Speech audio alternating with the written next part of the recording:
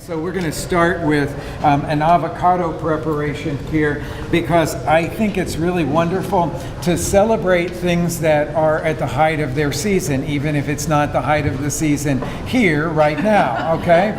So I have an avocado tree in my backyard that I bring in every winter. I've had it for 20 years. It will never, ever produce an avocado, I can tell you that. But when I look at it, I remember this place where this was grown and how it was grown and the care that they took to grow it. So I'm going to tell you some things about avocados that hopefully during the bleak midwinter, which we are unfortunately just diving right straight toward, you will be able to have avocados, because the height of the avocado season, it starts about now, that you will be able to think about that when you buy that avocado in the grocery store, what went into it. So this is an avocado that has been on the tree for a year, okay? If you think about all of our Midwestern crops, the peaches or apples or whatever, they flower and 2 or 3 months later they start to be harvested and everything. This flowers and is harvested 1 year later. It takes a full year. And it grows to its full size, but the fruit of the avocado, and it is technically, botanically a fruit, will not reach its full maturity until 1 year later. And that's because this is one of the few fruits in the world that has natural oil content. And it takes that much time. Perhaps you've bought an avocado and it has not, we have mashed it and it's just sort of fallen apart. It hasn't had that creamy richness. It's because it was not allowed to mature long enough on the tree. So once it's reached its full oil capacity, it will be rock hard and it will never ever ripen on the tree. It has to be plucked off before that softening, ripening process. It's fully matured, but it won't be ripe. So you can pluck it off the tree, and if you hold it at 50 degrees, it will just stay that way. And that's why you can get avocados year-round. They may have been plucked off the tree a year before, or 6 or 8 months before, but they're held in this sort of state of suspended animation until you bring them back to room temperature. They need room temperature. So when you bring the avocado to room temperature, it starts the softening process, and that takes 5 to 7 days. So for everyone that has had that really uneasy feeling in their stomach when they've purchased their avocados and we're planning to have guacamole for dinner that night, and you think, oh, I'm not sure this is going to be right. It takes 5 to 7 days for these things to soften up completely. Now, some people will tell you that if you put it in a paper sack on the countertop, that it will ripen a little bit faster, and the scientists have proven that it will ripen a little bit faster, about 45 minutes to an hour faster. If your time is that valuable, go ahead and do it, okay? Now, a lot of people will get their avocados ripe and they'll feel ripe on the outside. Oh, and by the way, this is where you press, the large end is where you press, that's the last part to soften. So if it's soft, if it gives under firm pressure, then it is ripe and ready to make into guacamole for sure. But a lot of people will cut into it and find all kinds of funny things. They'll find it is either got dark spots in it. That comes from purchasing it in a place where somebody dumped a whole box of them out into a bin. They're very fragile. You should never do that. I'm going to show you avocados that look like that because these avocados are kept in the box until we use them. And they come in the little kind of nests. Every avocado's got its own little nest, and so that's the way they're always transported. They're never transported loose in a box like other things might be because they're too fragile for that. Sometimes you'll open it up and you'll see that it is brown on the inside or gray colored on the inside. That means that it wasn't kept at 50 degrees, it was kept closer to freezing, and that will always discolor the flesh of an avocado. Sometimes you will do this cut around the outside, which is our next step. First of all, I'll say right here, there's a little button end of this. So you pull that little button end off first. You want it to be there because it protects the top from being darkened from any air getting in there. And you get rid of that right away, and then you cut around the pit of the avocado and twist the two sides apart. But sometimes you will twist it and they won't come apart. And you'll say, oh, it feels like it's not ripe all the way to the center. Now that's because they were force ripened. Okay, so this is how you force ripen. Remember the little story about the paper sack. What is happening there is that these naturally emit an ethylene gas when they are ripening. If the scientists figured out right away that if you just pump a lot of ethylene gas around them, it will hurry up the softening. But it does it in an irregular way so that they're not going to get soft on the inside. So that usually means force ripening. Our avocados, we never force ripen. We leave them at regular room temperature, not even a hot room or anything like that, and we let them take their full 5 to 7 days to get ripened. Now, the next thing that you need to do, obviously, is to get the pits out of these things. The way that all cooks do that is to just lodge the knife into the pit and do that. Some people feel really uncomfortable with a huge sharp knife going straight toward the palm of their hand. And so if you're one of those kind of people, then you could just use a spoon to pull it out. But when you're doing hundreds of these things every day, you kind of want to do that. Okay, so now you have this beautiful, what the Aztecs called it, what the Spaniards called it when they came to the New World and found avocados for the first time. They called it vegetable butter, and because it's so incredibly creamy. Now, what they discovered, what those Spaniards discovered in the New World was not the avocado that we know today. This variety of avocado is the Hass avocado, and it's actually a cross between two different strains of avocado. The world has given us 3 strains of avocado. There's the wild Mexican one, and there's the wild Guatemalan one, and there's the wild Caribbean one. Anybody that's traveled to South Florida or to the Caribbean or to the Yucatan Peninsula will know that there is a thick-skinned large avocado that if you try to mash it into guacamole, you get a mess. It has a very, very low oil content and a beautiful flowery sweetness to it.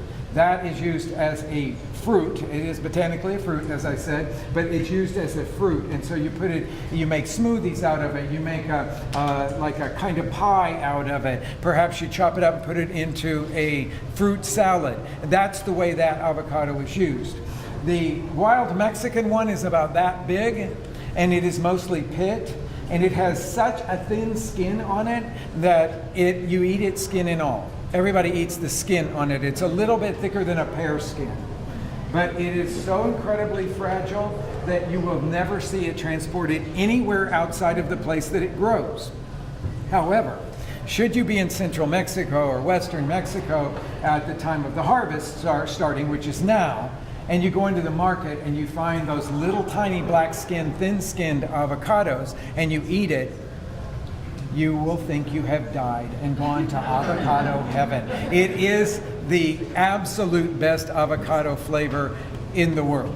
It's deep and rich and creamy and nutty and herby, and it's like all the flavor of one of these avocados just condensed down into one little tiny bite.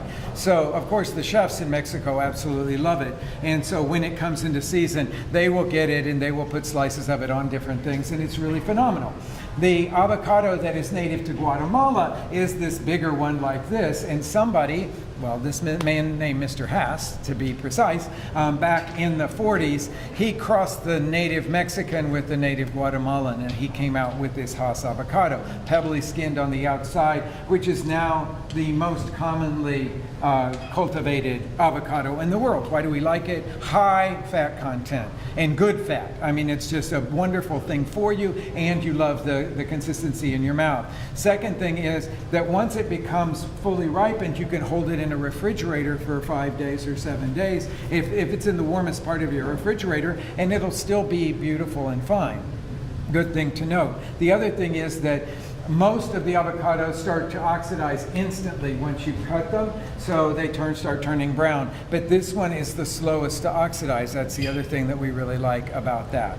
Okay, so let's just go. Most people use avocados to make guacamole. Everybody needs a guacamole recipe. You shouldn't need a guacamole recipe because it's really just a basic process here. And I'm going to just step through the beginnings of that, and then we're going to go a completely different way with it.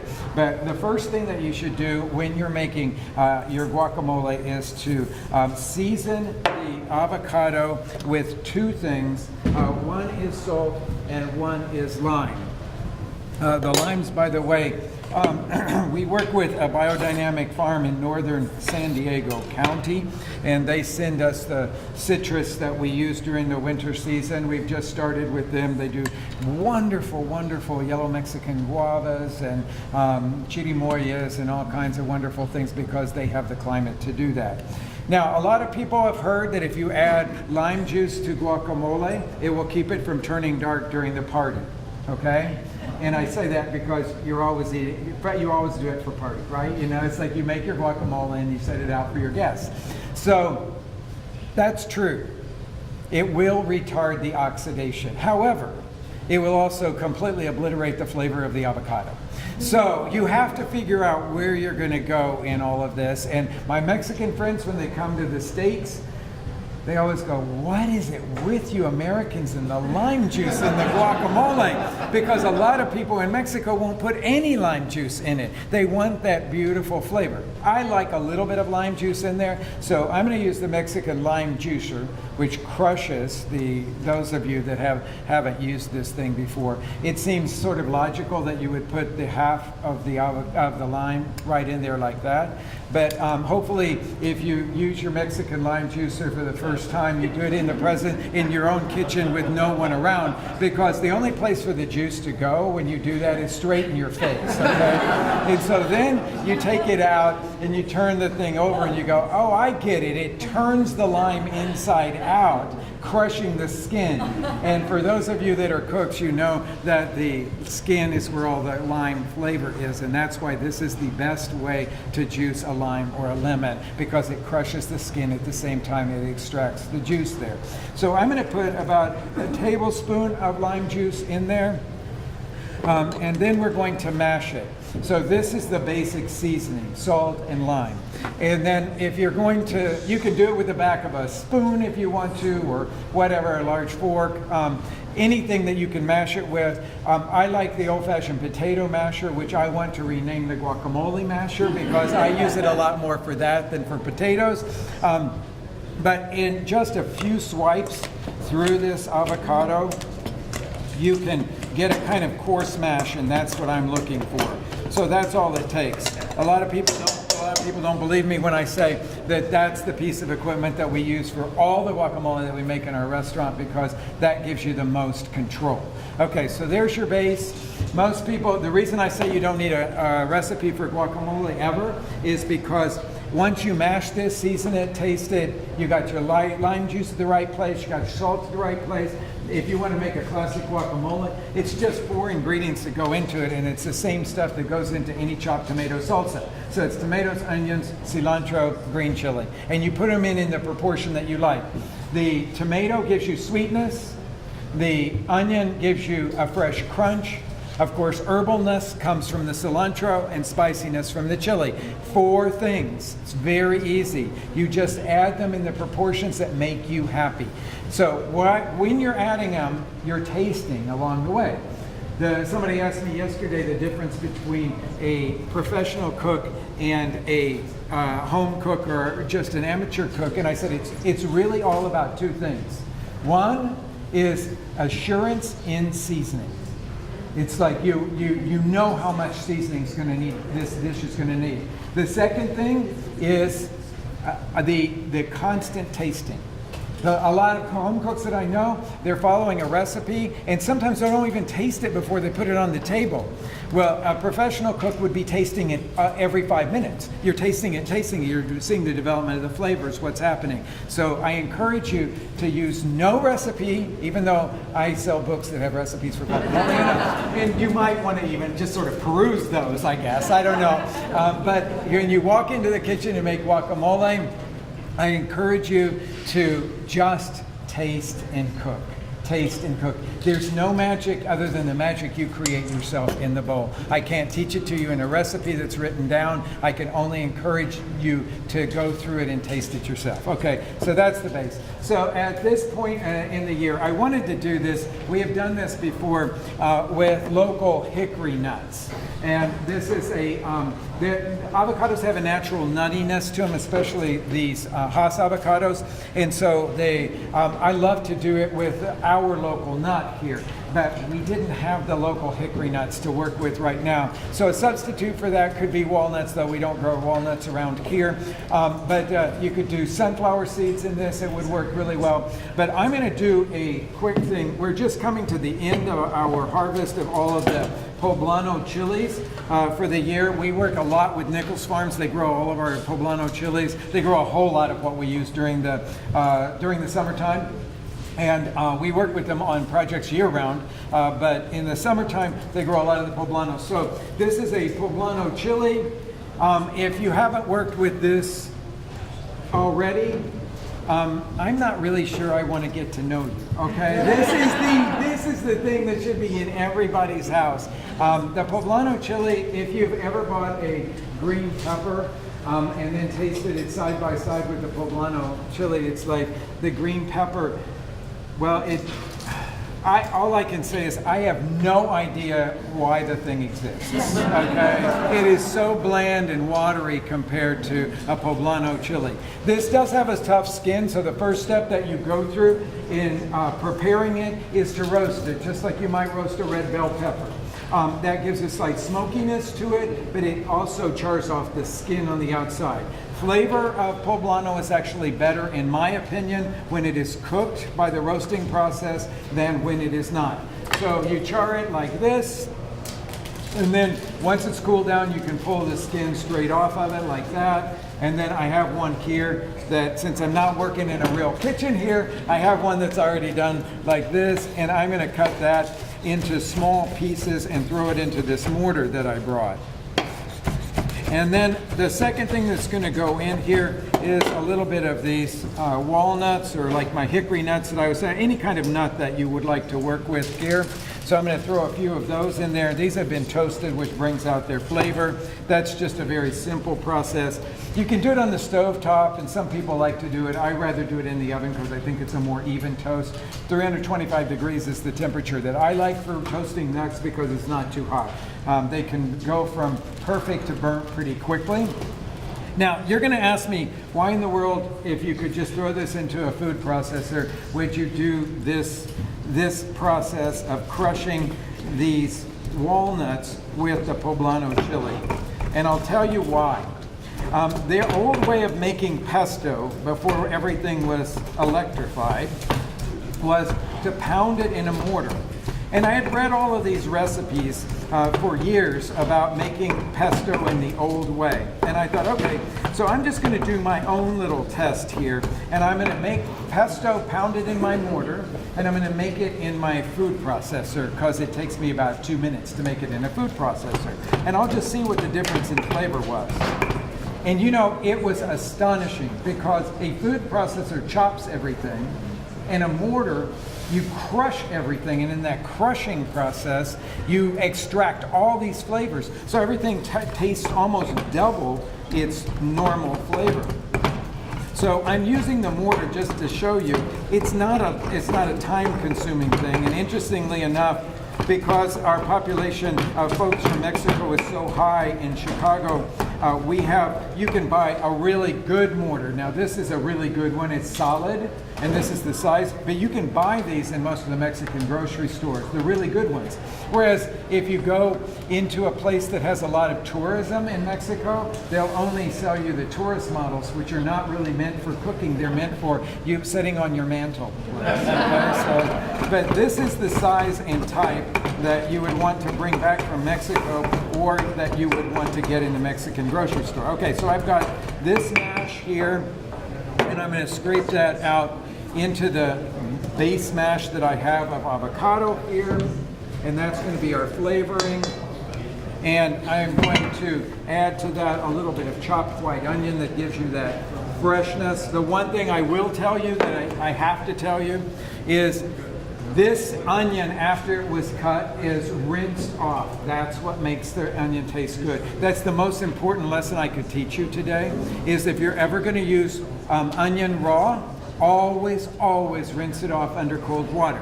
When you cut up an onion, you cut through cell walls, and you bring two elements together that creates a sulfurous compound. That sulfurous compound is what makes your eyes water, gives you onion breath, is hard to digest. You created it by cutting through and pulling those two things together. Just rinse it off. Okay? That's the best. Any salsas, any guacamoles, anytime you're going to use raw onions, always rinse it off with cold water. Okay? So now we've got the onion, the pounded walnuts, and poblano in here.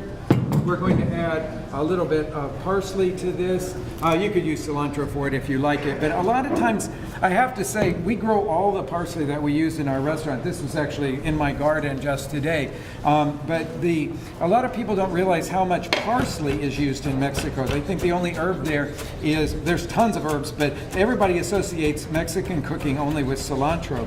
But they grow lots and lots of flat-leaf parsley. In fact, in the places like Oaxaca and Veracruz, they use more parsley than they do cilantro in their cooking. So I'm going to put a little bit of that into our bowl here. I go real judiciously with parsley because I think it's really strong, and so I put a little bit of it in there. So we'll mix all of that together, and then I'm going to scoop it into, but I got to have a little taste of it first. I think that's good. I'm surprising myself here. I got it right on the first try.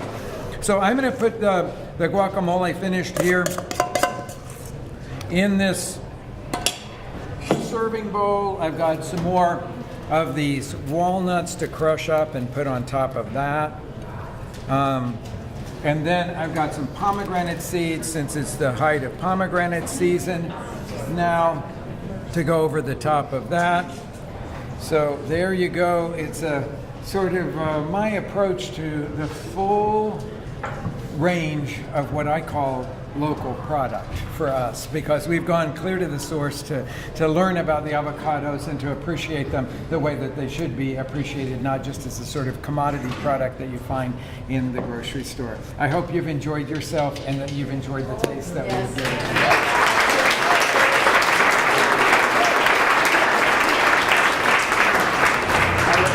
For the time that we need to be over. Oh, I was right on time. That's good.